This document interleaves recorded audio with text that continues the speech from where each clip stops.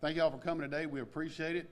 We wanted to hold this press conference to highlight some of the good work that Gulf Coast Hyda's Metro Narcotics Unit is doing in the city of Monroe and the parish of Washita.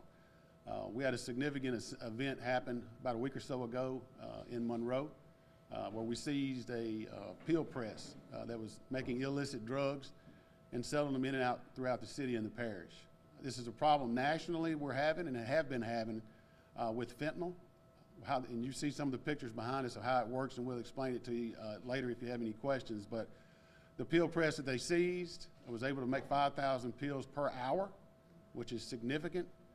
So if you double that in the daytime, there's a bunch of pills illegally hitting the streets of Monroe.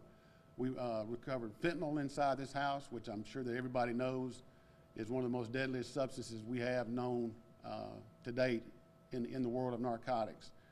They were making these pills to look like pills that you might get from your local pharmacy, whether it be CVS or Walgreens. You couldn't really tell the difference. They have that technology. That's why it's important to get these pills, not only the pills off the street. I think they seized over 7,000 of them, but and also to get the equipment itself. The pill press, you have to have a dye. A dye imprints the logo on it. It could be Merck, it could be Pfizer. It looked just like something that you get from the pharmacy. So Metro Narcotics is just another example who's part of the Gulf Coast Hyda. It's comprised of Monroe Police Department, West Monroe, Washita Parish Sheriff's Office, Louisiana State Police, and its federal partner, the Drug Enforcement Administration. So this is some of the good work they're doing behind the scenes. I just want to make sure that the public knew what we had and what we're doing. It's one of the longest standing narcotics task force in the state of Louisiana. I'll take any questions if you have them. Y'all want to say anything? Anybody got anything? Do you have any more details as far as the operation, how long this operation has been going on? What do we think? Probably about 4 months. About 4 months. That's the investigation period of it, 4 months. Yeah, no telling how long they've had the machine and pills. I don't know if we know that exactly, but you extrapolate 5,000 pills an hour. I think 10 grams of fentanyl makes 1,000 pills.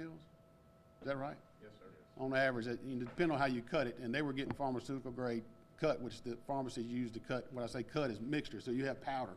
You'll have an inert object, whether it be a vitamin or something like that, and you have the actual fentanyl. And you put it into the hopper of the pill press. It goes down through there. The dye presses it hard like they would a kilo of cocaine, emboss a signature or an emblem on it, and it kicks the pill out. So I mean, it's a series of one every second or so. So it moves pretty fast.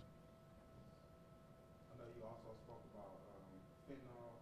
Is there any other drugs that may be on the streets that you all believe you can crack down on? A whole host of them, but one of the scariest things that we have going on right now is the majority of the pills that are on the street, whether it be hydrocodone, OxyContin, or anything, have fentanyl in them. They're illegally produced, which is scary because if you don't do the mixture right and you get this pill, it might not have anything in it. You get this pill and it might be what normally reacts to you and it feels like what it's supposed to feel like, and you get this one and you're dead. I mean, it's an elephant tranquilizer. It's extremely strong, and obviously it's not being overseen by the FDA. They're doing this in houses and apartment buildings across the country. So we're trying to have our impact on cutting it down here in Monroe and Washita Parish. And also those people that you all did catch with that, what's some of the charges that they're looking at? Manufacturing, illegal distribution, narcotics. What's the charge for when you had an old meth lab? Clandestine lab. Clandestine lab, doing it in a secretive nature like that. So you'll get the individual charges of the amount of dope that they got on them, the pills on them, the powder, and the manufacturing charge of making the pills. And as far as the outlook here in Monroe, what is that future outlook like? What does that work look like for you all going forward, looking for more drug busts, catching those criminals and people that may have those drugs? Absolutely. This obviously helps us because 5,000 pills an hour, you stop the machine, you cut the head of the snake off, so to speak. But we're constantly out there. I mean, we've got street teams in Monroe, Washita Parish, State Police, got criminal and interdiction, Metro Narcotics has got your upper level where we're trying to get the entire organization taken care of and not just the individual dealer. But our biggest problem right now, and as of the last 4 or 5 years, has been pharmaceuticals and pills. And that's what's scariest because our kids, you go to the doctor, you take a pill. I don't want any of our youth to accidentally get hooked on this kind of stuff. We need to get this poison off the streets in all areas.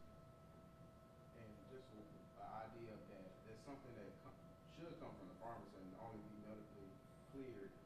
Can you just speak about what, in your idea or your team's idea, how does that get on the streets? What's some ways that you believe it may get on the streets? Well, this is a prime example. They're making this at a house in a bedroom, and then it's just like any other narcotics dealer. They have Brookshire's has to get their fruit from somewhere. They have to get their vegetables from there. So there's a pipeline. People know who the dope man is, and they go see him. It's all about money. Everything's profit driven. So if you can produce 5,000 an hour and sell them for $1 a piece, where they're normally $10, they're going to find you. It's not a problem. But we make sure our efforts are focused on getting the biggest of the worst of the worst. Anything else? Would you be able to share the name of the individual or individuals that were arrested in connection to this? Yes, public. What was his name? Jamon Tillman. Javon? Jamon Tillman. Jamon Tillman. Okay. And I have one more question, which is I know that Louisiana recently had passed some laws involving fentanyl. How do you think that could help keep these people off the streets and from repeating this crime?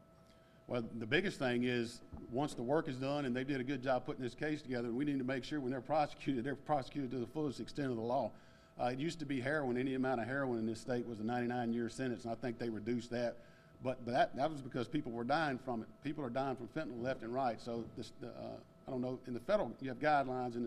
In the state system, they give the judge the discretion to for the sentencing. So hopefully we'll get maximum prosecution on it to make a statement that we're not going to tolerate this, because it kills people. It's not just an addiction thing. Addiction is a terrible situation to be in, and it's in all walks of life. But we don't want to make sure that we get like I said, the worst of the worst off the street as quickly as possible.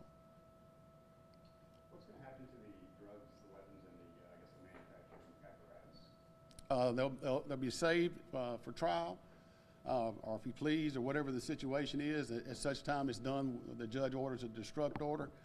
They're secured in our non-drug and drug evidence vaults, and then at the time we get the destruct order from the judge, they'll be actually destroyed, probably chopped up. The metal part will be chopped up, and the pills will be whether they be burnt or whatever they do with them at the time. That it? Thank you.